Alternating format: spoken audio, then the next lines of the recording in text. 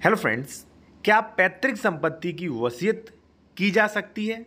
और अगर की जा सकती है तो इसके प्रोविज़न कहाँ हैं और वसीयत करने पर प्रावधान क्या है? कब वसीयत मान्य नहीं होगी? वसीयत को चैलेंज आप कैसे कर सकते हैं? कैंसिलेशन के लिए चैलेंज कैसे कर सकते हैं? तो इन सभी टॉपिक पर बात करेंगे। एक चीज़ मैं आपको और बता दूं, यदि इस टॉपिक में आपको कोई भी मान लीजिए डाउट रहता है, कोई भी लीगल एडवाइस लेना चाहते ले सकते, कॉन्टैक्ट नंबर वीडियो के डिस्क्रिप्शन में मेंशन किया गया है। साथियों, मैं आपको एक चीज़ बता दूं कि वसीयत का जो प्रोविज़न है वो हिंदू उत्तराधिकार सेक्शन 30 में किया गया है कि कोई व्यक्ति जो है, जो उसकी प्रॉपर्टी है, वो अपनी प्रॉपर्टी जो है वो किसी को भी इच्छा पत्र वसीयत कर सकता है। ठीक है। अब कई एडवोकेट्स कहते हैं कि वसीयत एक ट्रांसफ़र का जरिया है, लेकिन वसीयत एक ट्रांसफ़र का जरिया नहीं है। वसीयत जिसे भी प्राप्त होती है उसे ऐसा माना जाता है कि ये उत्तराधिकार के रूप में प्राप्त हुई है। ठीक है। तो अगर वसीयत जो है, अगर पैतृक संपत्ति की जा रही है तो लोगों में कई डाउट्स रहते हैं कि पैतृक संपत्ति की वसीयत नहीं कर सकते। लेकिन साथियों, एक चीज़ मैं आपको बता दूं कि हिंदू उत्तराधिकार उसमें दो शाखाएं हैं, एक मिथाक्षरा और एक दाय भाग। ठीक है। तो मिथाक्षरा शाखा जो है वो लगभग पूरे भारत पर लागू होती है और मिथाक्षरा शाखा ये कहती है कि भाई जो भी पैतृक संपत्ति है उस पे पुत्र का भी अधिकार होता है। पैतृक संपत्ति को पिता जो है अपने जीवन यापन के लिए, भरण पोषण के लिए प्राप्त करता है और जैसे ही उस घर में एक पुत्र जन्म लेता है, जन्म से ही उसका अधिकार हो जाता है।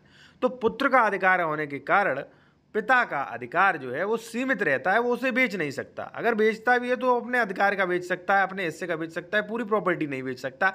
ऐसा हिंदू लॉ में प्रोविज़न किया गया है। ठीक है।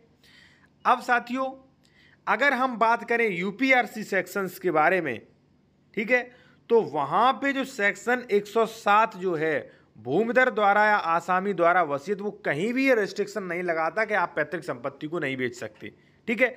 वो तो स्पष्ट ये कहता है कि भाई जो यूपीआरसी सेक्शन 107 है वो स्पष्ट ये कहता है कि अगर मान लीजिए आप इच्छा पत्र कर रहे हैं यानी किसी को वसीयत कर रहे हैं, तो पहली बात तो अनुसूचित जात अनुसूचित जनजाति का व्यक्ति न हो।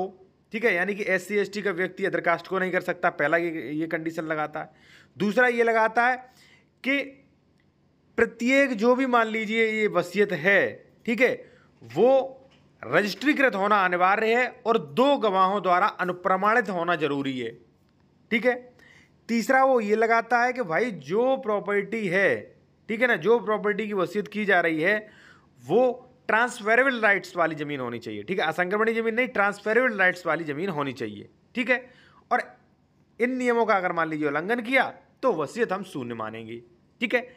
साथियों, ये कहना जो है बहुत सरल है कि पैतृक संपत्ति की वसीयत नहीं कर सकते, लेकिन अगर जमीनी स्तर पर देखा जाए तो धड़ल्ले से पैतृक संपत्ति की वसीयतें हो रही हैं।